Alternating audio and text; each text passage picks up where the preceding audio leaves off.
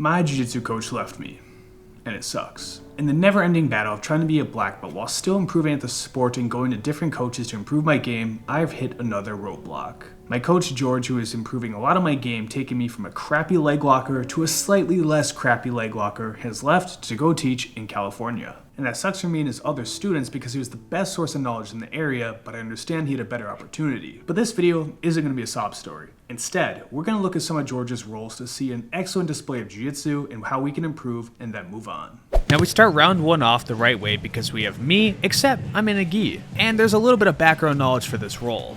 Last time I was rolling with George, I ended up putting him in a knee bar, and like any good content creator, I threw that all over Instagram. So let's just say I had a few things coming my way. Go, bro. Let's go. I start the round off with some single leg X because I was feeling feisty after watching some Lachlan Giles online, thinking I could pull off the same moves, but when I go for a saddle entry, George completely stuffs it, walks around my guard, and I could already tell this was going to be a long round. Now my one saving grace is that I'm hanging onto his sleeve, so I have a little bit of control over his arms, but it doesn't mean too much. Luckily, I'm able to roll a guard, and then I try standing up. However, I didn't break the connection from him, so he hits me with the duck under, and now I have to deal with this guy on my back with total control. I fend off this hyena for a total of 0.5 seconds before he puts his hook in and then rolls me to my side with lapel control. It's summer, so I don't know why I agreed to roll with a winter jacket on, but it certainly wasn't helping me out here. George said different day, but same position. Same position, different day. I may be trying to work Gordon Ryan's triangle escape and have a smile on my face, but I know what's about to happen, and it won't be pretty. That's strange, bro. That's strange. He watched my Instagram video.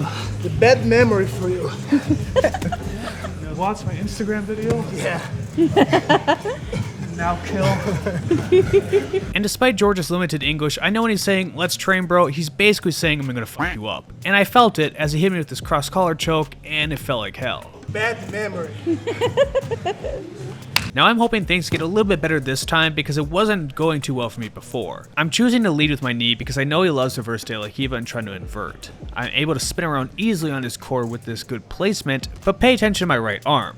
He's able to grab the sleeve, throw me forward, and now he's on my back. I latch onto a guillotine, but only with one hand, and he's able to get over my left leg, so I'm not able to use this to set up a choke. Now most people should let go of the choke from here because of the Von Flu, but I'm not too worried with the shallow grip. However, as he controls my leg by wrapping my own gi around it, I have no choice but to let go, and unfortunately when I do, he's on my back once again. I'm in a really terrible spot as he's looking for a chin drop, so I go for the noogie, but guess what? He's bald, naturally countering any attack I had. My one saving grace is that I can pull enough of my lapel away from my neck that I'm not going to tap out to that, and instead, I'm going to have to deal with a bow and arrow choke. This choke is so easy to defend that even a blind man could do it. I'll let the elbow go behind my back. It's a bit nice. I'm screwed. Come on, Frank, you got this. But unfortunately, I have two functioning eyes. I can't stop his elbow, and I tap out. More bad memories. Now the rest of the round is George just controlling me, and although I don't tap out, I also didn't get anything accomplished. So let's say more of his jiu-jitsu knowledge against a purple belt, Mike, who thought he would fare better against him than I did.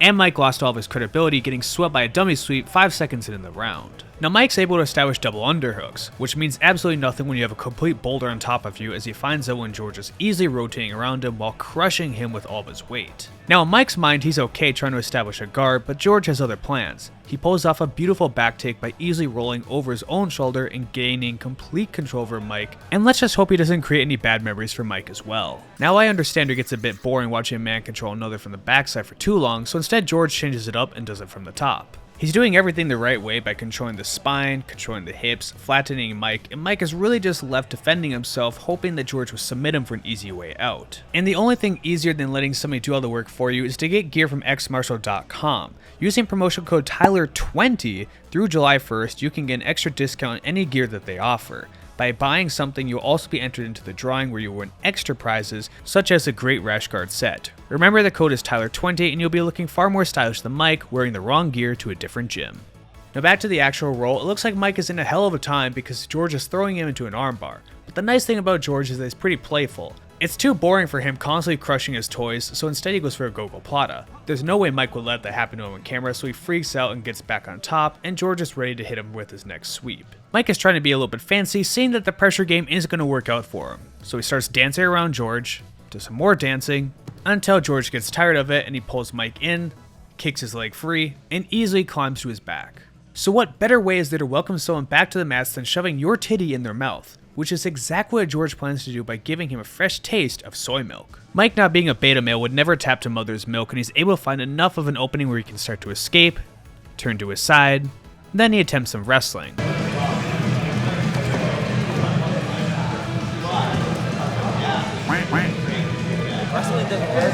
Good try from Mike, but unfortunately George was just too much for him. For the third round with George, we have someone special.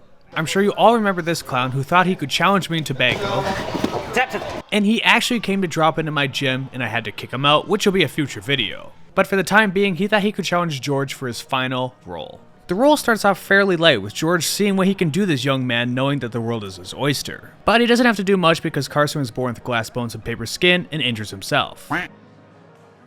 After assuring George that he's a weenie and really it's fine to keep going, they restart the round against Carson's better judgments, and George is starting to pressure his dainty little guard, and it's only a matter of time before chaos erupts again. He shuffles the legs to the side and then enters with his knees, but the big problem that Carson has is he's letting George drape over his neck. And while draping is an outside position, then Carson lets him get the inside position as he goes towards the neck, and he's completely crushing his spine, as we can tell from Carson's face.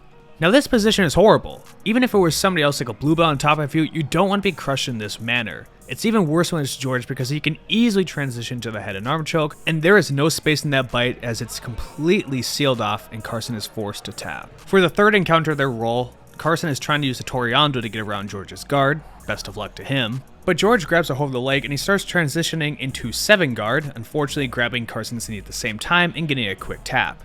Carson, again being soft as hell, decides he's going to keep going and immediately gets swept for his efforts. Then Carson looks for an underhook on bottom, but George is going to completely nullify that. With some fundamental pummeling, he's able to get the underhook on Carson, but this time allows him to get all the way to his back. He starts looking at me like I'm going to help him, even though I don't have too much advice for him.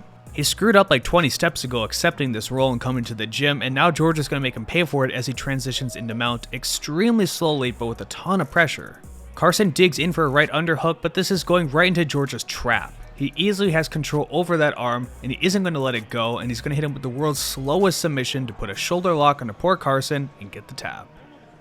And with getting another submission over Carson, that'll wrap up his rolls in Minnesota. Despite rolling with 3 completely different bodies, all with their own styles and unique moves, he crushed us. He's been practicing Jiu Jitsu for around 30 years, he's a complete beast on the mats no matter who he's rolling with, and I'm just happy that he found a better opportunity for himself. Selfishly, I wish he would have stayed longer so he could have made me better and we could have had more times rolling with each other, but I'm sure I'll see him again in the future. In other news, stay tuned for my future videos. I put the 2 cockiest blue belts up against each other, and I also had to kick one of them out for trying to break in. So if you want to continue to see bullies get beat down, make sure to continue watching the channel, subscribe, and even leave a comment. Thanks for watching.